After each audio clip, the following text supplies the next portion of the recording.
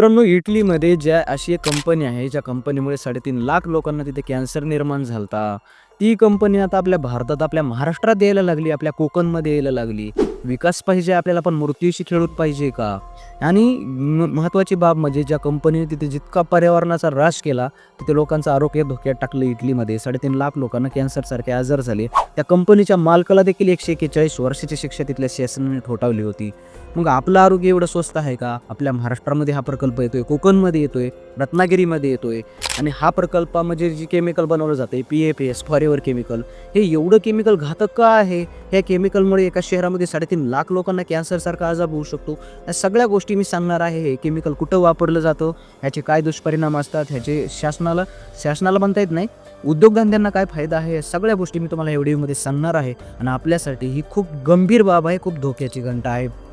मित्रांनो, सगळ्यात आधी सांगतो तुम्हाला इटलीचं दृश्य. तर इटलीमध्ये झालं काय, ही कंपनी जी आहे ती इटलीमध्ये अनेक दशकांपासून एक फॉरेवर केमिकल, पहिलं तर सांगतो या कंपनीचं नाव जे आहे ते मिटेनी नाव आहे, मिटेनी SPA. तर मिटेनी SPA ही जी कंपनी आहे तिथे एक केमिकल बनवायची. त्या केमिकलचं नाव आहे फॉरेवर किंवा PFA केमिकल.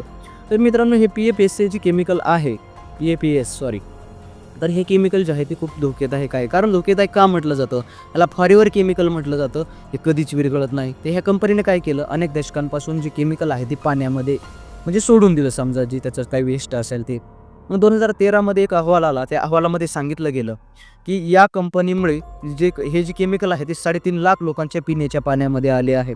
त्यांना थायरॉईडचे आजार, किडनीचे आजार, कॅन्सरचे आजार असे खूप आजार झाले. मग 2021मध्ये तिथलं जी विशंझा जी शहर आहे, त्या शहरामधलं जे कोर्ट आहे, त्यांनी मे 2021मध्ये असा निकाल दिला की ह्या कंपनीच्या मिटेनी या कंपनीच्या 8 माजी अधिकाऱ्यांना आणि त्या कंपनीच्या मालकाला मित्रांनो 141 वर्षाची पर्यावरणावर गंभीर परिणाम केल्याबद्दल त्यांना 141 वर्षाची तुरुंगवासाची शिक्षा ठोठावली. मित्रांनो, नंतर हा प्रकल्प बंद पडला आणि दिवाळखोरी झाली. पण मित्रांनो, आपल्यासाठी धोक्याची ही घंटा आहे की हा बंद पडलेला प्रकल्प आपल्या भारतातील लक्ष्मी ऑर्गॅनिक्स, ज्याचे मालक जे आहेत ते रवी गोएंका यांनी हा प्रकल्प खरेदी केलेला आहे. आणि त्या प्रकल्प आता कुठे स्थापन केला जातोय किंवा केला आहे, तर तो याच्यामध्ये आपल्या महाराष्ट्रामध्ये, कोकणमध्ये, रत्नागिरीमध्ये, तिथं लोटे परशुराम या MIDC हा प्रकल्प उभारला जातोय. मित्रांनो, ह्या प्रकल्पाचा मेन गंभीर बाब म्हणजे जी इटलीला प्रदूषण कंट्रोल करायला जमलं नाही, ते आपल्या भारताला जमणार आहे का? जिथल्या आरोग्याशी, ज्या इटलीच्या पूर्ण देशाच्या आरोग्यासोबत खेळलेली कंपनी आज आपल्या देशामध्ये येऊ, इथल्या लोकांवर, इथल्या पिढीवर काय परिणाम होऊ शकतो मित्रांनो? खूप गंभीर परिणाम होऊ शकतो. आणि त्याच्यामध्ये मित्रांनो नेमकं हे केमिकल काय आहे, तर ह्या केमिकलचं नाव आहे PFAS फॉरेवर केमिकल. याचा वापर कुठं होते, तर हे मेन म्हणजे विरघळत नाही, निसर्गामध्ये कुठेच विरघळत नाही. तुमच्या पाण्यामध्ये असू द्या, ऑइल असू द्या, काहीही असू द्या, कशातच विरघळत नाही.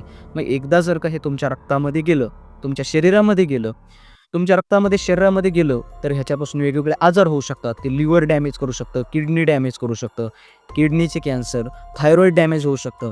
असे कितीतरी वेगवेगळे कॅन्सर निर्माण करतं. टेस्टिक्युलर कॅन्सर, लेकराची जी वाढ होते, जर पुढल्या पिढीमध्ये गेलं तर लेकरांची वाढ होत नाही, गर्भपात होऊ शकतो.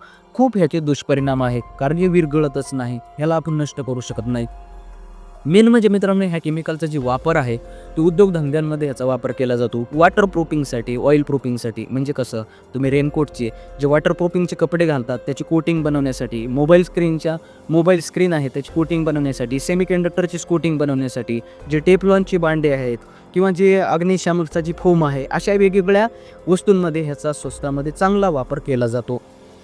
मित्रांनो, ह्याचा वापर आहे, पण मानवी शरीरावर खूप मोठा धोका आहे. म्हणजे एकदा जर का हे कुठल्या बी जीवामध्ये गेलं तर विरघळत नाही. त्याच्यामधून कितीतरी आजार होतात. आणि फक्त माणसालाच आजार होत नाहीत मित्रांनो, प्रत्येक जीवाला आजार होतात. म्हणजे त्याच्यामध्ये वनस्पतीला आजार होतात.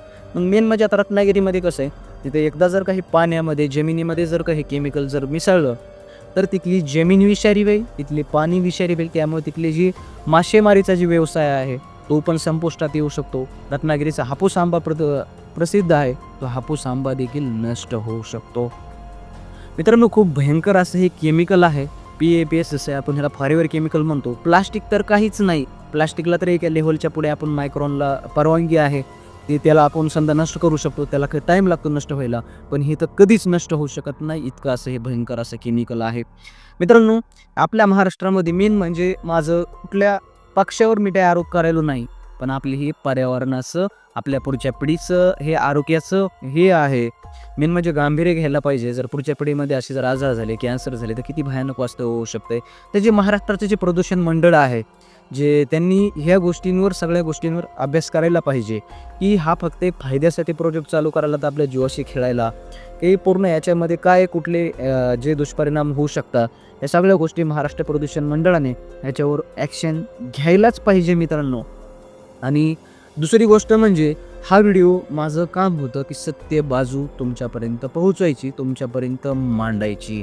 आता तुमचं काम आहे की यापुढचं तुमचं काम आहे, शेअर करा जास्तीत जास्त. जे सरकारी जे ऑफिसेस आहेत, जे प्रदूषण मंडळ आहे, पर्यावरण विभाग आहे, त्यांच्यापर्यंत ही माहिती पोहोचवी.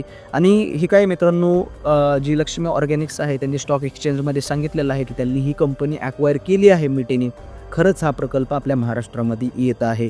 मग असे चांगले चांगले प्रोजेक्ट जर जे महाग, तुम्हाला माहिती आहे फॉक्सकॉनसारखे, बरेच वेदांतासारखे प्रोडक्ट गुजरातला गेले. खूप ते कोणत्या कारणामुळे गेले, काय झालं, काय आपल्याला कोणावर आरोप नाही आहे, पण गेले समजा चांगले प्रोडक्ट. आणि इतका असा हा विषारी प्रोडक्ट आपल्या भारतामध्ये, आपल्या महाराष्ट्रामध्ये येतोय. मी खरंच आपलं दुर्भाग्य नाही का? असे चांगले चांगले प्रोडक्ट आपल्याकडे येऊ द्या ना, चांगल्या कंपन्या येऊ द्या.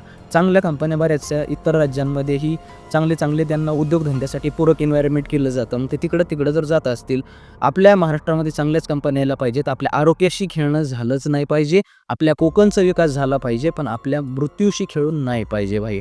पुढल्या पिढ्यांमध्ये एकदा जर केमिकल गेलं तर 7 पिढ्या नाही, पुढच्या 100 पिढ्यामध्ये बी ते शरीराच्या बाहेर निघणार नाही. फक्त रत्नागिरीलाच नाही, पूर्ण कोकणाला धोका होईल, पूर्ण महाराष्ट्राला धोका होईल. सगळ्या लोकांचं आरोग्य धोक्यात येईल. आणि असे कॅन्सरसारखे जर आजार झाले तर किती भयंकर आहे. फायद्यासाठी काही करायचं का? तर मित्रांनो, जागरूक हा, जास्तीत जास्त हा व्हिडिओ शेअर करा. आणि तिथल्या स्थानिक लोकही आता जागरूक व्हायला लागलेले आहे. मी इंस्टावर हा व्हिडिओ बनवला होता. इंस्टावर तुम्हीही पाहू शकतात की ह्याला खूप जास्त लोकांनी सपोर्ट केला आहे. आणि तिथं सर्वांची मागणी होती की हे जे डिटेलमध्ये आहे, ती नेमकं हे प्रकरण काय आहे आम्हाला समजवा. तर मित्रांनो, डिटेलमध्ये तुमच्यापर्यंत माहिती मी पोहोचवलेली आहे. मेन म्हणजे मी साधा छोटासा एक यूट्यूबर आहे. मला एडिटिंग करत बसायचं म्हणलं तर व्हिडिओ अपलोड करायला खूप टाईम झाला असता, त्यामुळे मी जास्त काही एडिटिंग करू शकलो नाही. तरी तुम्ही थोडंसं ॲडजस्ट करा. आणि मित्रांनो, कमेंट बॉक्समध्ये सांगा की हा प्रकल्प बंद व्हायला, जर हा विषारीच प्रकल्प आहे तर हा प्रकल्प बंदच व्हायला पाहिजे. सरकारने बी याच्यावर जाग यावी इतका हा व्हिडिओ शेअर करा सगळ्या वृत्तवाहिन्यांवर. आणि मित्रांनो, ह्याचे पूर्ण पुरावे जे आहेत सोशल मीडियावर अवेलेबल आहेत. तुम्ही गुगल करा, कुठेही तुम्ही ह्याचे पुरावे बघा. जे इटालियन वृत्तपत्र आहेत, जे आपले महाराष्ट्रामधले वृत्तपत्र आहेत, सगळीकडे सध्या चर्चेचा विषय आहे. आणि पूर्णपणे आता डिटेल मी तुमच्यापर्यंत ठेवली आहे. जय हिंद, जय महाराष्ट्र. आणि सबस्क्राईब करायला विसरू नका. थँक्यू. अशीच तुमच्यापर्यंत मी माहिती पोहोचवण्याचा प्रयत्न करेन. धन्यवाद.